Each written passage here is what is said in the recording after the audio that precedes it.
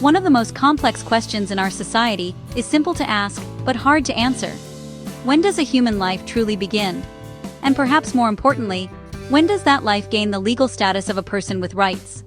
People have very different and deeply held beliefs about this. The disagreement is not just a philosophical one. It has huge real-world consequences, shaping laws, medical practices, and personal choices. This debate creates a deep divide because it touches on our fundamental values about life, science, and individual freedom. It forces us to consider what it means to be human in both a biological and a legal sense, and how we should balance the interests of a developing fetus with the rights of a pregnant individual. The core of the argument comes down to two different concepts: life and personhood. Biologically, a new and unique set of human DNA is created at the moment of fertilization. This marks the start of a biological process. But legal personhood is a different idea. It is a status granted by a society that comes with rights, like the right to life and protection under the law. The central conflict is whether that biological beginning automatically confers legal personhood. For some, the answer is a clear yes. For others, personhood is something that develops over time, as a fetus becomes more complex and capable of life outside the womb. This distinction is what makes the entire debate so difficult to resolve. These are not just abstract discussions happening in university classrooms. They are happening in state legislatures, courtrooms, and family living rooms across the country. The answers people come to are influencing the laws that govern everyone. When a state passes a law that defines a fetus as a person, it creates a new legal reality. This reality can lead to challenging situations that were previously unimaginable, affecting everything from healthcare decisions to educational curricula. The debate forces us to confront how we, as a society, will navigate these powerful and personal issues, especially when one person's deeply held belief directly conflicts with another's. Understanding this debate requires looking at both sides with an open mind. It means examining the laws being created and the real-life situations they produce. It also means looking at the tools being used to persuade public opinion, from legal arguments to powerful visual media. The question of when personhood begins is not just about abortion. It is about the very nature of rights, the role of government, and how we care for one another in a diverse society. As we explore this topic, we will see how these different beliefs are playing out in very real and impactful ways today, on this day, April 16, 2026. One side of this debate argues that personhood begins at the moment of conception. From this perspective, a fertilized egg is a unique human being with a fundamental right to life. This belief is often rooted in moral or religious convictions that see all human life as sacred from its very start. Proponents of this view advocate for laws that grant legal rights to fetuses, embryos, and even fertilized eggs. They believe that the law should protect this life with the same force it protects any other person. This is the foundation of the fetal personhood movement, which seeks to establish legal protections for the unborn from the earliest stage of development. To advance this cause, supporters have turned to both legislation and education. In states like Georgia, lawmakers passed a law in 2019 that explicitly grants legal personhood to a fetus. This law, which took effect after the Supreme Court's Dobbs decision in 2022, bans most abortions after detectable cardiac activity at around 6 weeks. The goal of such laws is to legally define the fetus as a person whose right to life must be protected by the state. This legal framework sets the stage for a society where the rights of the fetus are considered on par with, or even superior to, the rights of the pregnant person. Beyond the courtroom, a key strategy has been to shape public perception through visual media. A prominent example is a 3-minute, 3-dimensional animated video called Meet Baby Olivia. Produced by the anti-abortion group Live Action, the video shows the development of a fetus from fertilization. It highlights milestones like a beating heart and the formation of organs. The goal is to create an emotional connection and reinforce the idea that the fetus is a small, developing human from the very beginning. By showing these detailed animations, the video aims to humanize the fetus in a way that words alone might not. This visual approach has been incredibly effective in the political arena. As of late 2025, several states, including Idaho, North Dakota, and Tennessee, have passed laws requiring that videos like Baby Olivia be shown in public schools. In Ohio, A bill introduced in September 2025 by State Representative Melanie Miller, known as the Enact Baby Olivia Act, would mandate showing the video to students from 3rd to 12th grade. Proponents argue this is a scientifically accurate way to celebrate life.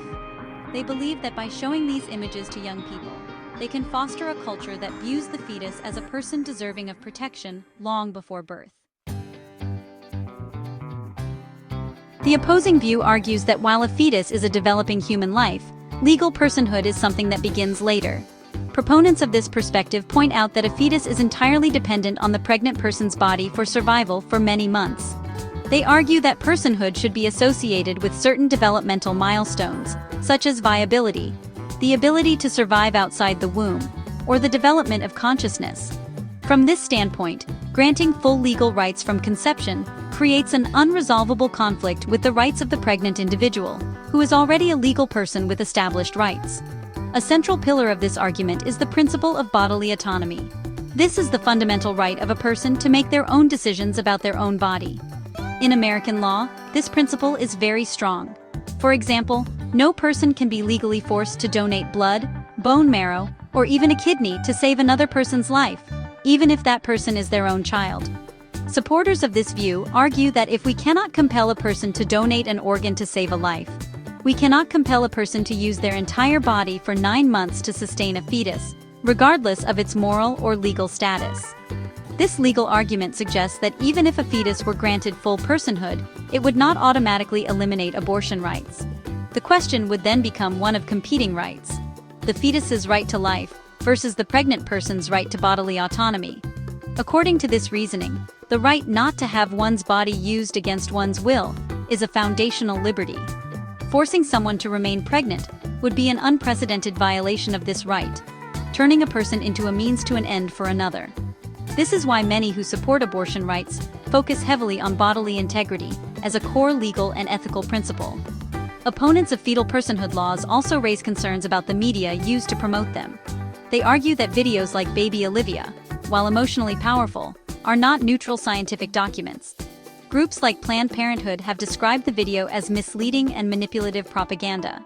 They contend that it simplifies complex biological processes and ascribes human-like intentions and awareness to a fetus at stages where they do not exist.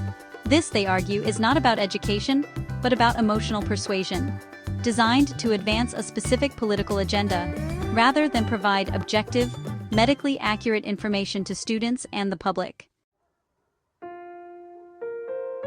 The debate over fetal personhood is not theoretical. It has profound and immediate consequences.